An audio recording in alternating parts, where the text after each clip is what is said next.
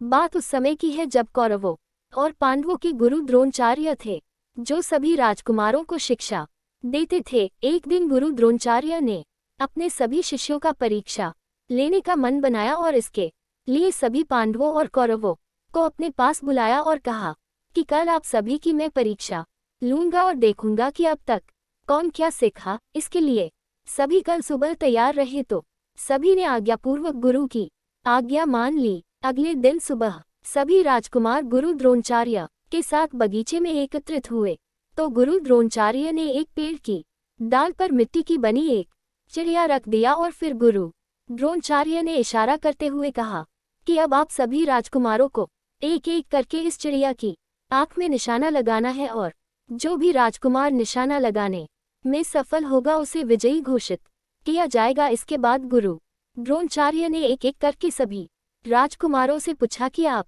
सबको क्या दिखाई दे रहा है। तो किसी ने कहा कि मुझे तो चिड़िया दिखाई दे रही है, तो किसी ने कहा कि मुझे पेड़ दिखाई दे रहा है और किसी ने कहा कि मुझे पेड़ पर चिड़िया और पूरा आकाश भी दिखाई दे रहा है, तो किसी ने कहा कि मुझे पेड़ और पत्ते दिखाई दे रहे हैं। ऐसे करके सबने कुछ न कुछ बताया, लेकिन पांडव राजकुमार अर्जुन के कोई उत्तर नहीं दिया था। लेकिन गुरु द्रोणाचार्य किसी के उत्तर से प्रसन्न दिखाई नहीं दे रहे थे और तब गुरु द्रोणाचार्य ने अर्जुन से पूछा कि सबने कुछ न कुछ बताया, लेकिन अर्जुन तुमने कोई उत्तर नहीं दिया, क्या तुम्हें कुछ दिखाई नहीं दिया? तो अर्जुन तुरंत बोल पड़े कि हे गुरुदेव, मुझे क्षमा करना, क्योंकि मुझे तो बस चिड़िया की आंख दिखाई दे रही है। अर्जुन का ये उत्तर सुनकर गुरु द्रोणाचार्य अति प्रसन्न हुए और अर्जुन को निशाना लगाने को कहा। फिर क्या था, अर्जुन ने तुरंत चिड़िया की आंख में निशाना लगा दिया और निशाना एकदम सटीक था, जिसके कारण अब चिड़िया की आंख में निशाना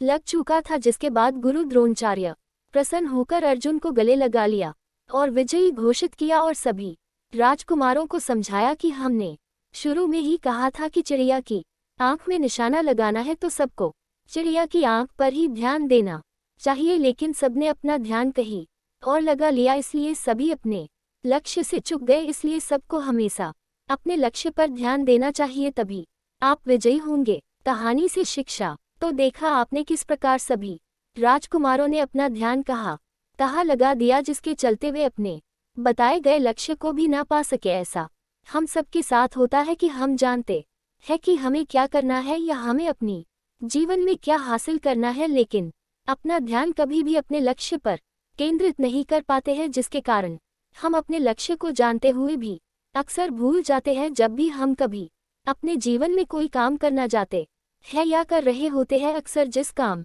में हम लगे हुए होते हैं उससे संतुष्ट नहीं होते हैं, जिसके कारण हम अपना सारा ध्यान उस पर नहीं लगा पाते हैं। अक्सर देखा जाता है कि यदि हम किसी भी कार्य में लगे हुए हैं और यदि हमारे आसपास कोई सफल व्यक्ति आ जाए या कोई व्यक्ति जो कि अपने कार्य में सफल है, तो हम उनसे तुरंत प्रेरित हो जाते हैं और हम अपना ध्यान उस जैसा व्यक्ति बनने में लगा देते हैं, जिसके कारण हमारा ध्यान तो अब अपने कामों में उतना नहीं लगता है, जिसके कारण हम अपने कर रहे कार्यों में भी सफल नहीं हो पाते हैं और दूसरों के कामों में शायद एकदम नहीं, क्योंकि हम उन कामों में अभी बस शुरुआत किए हुए हैं।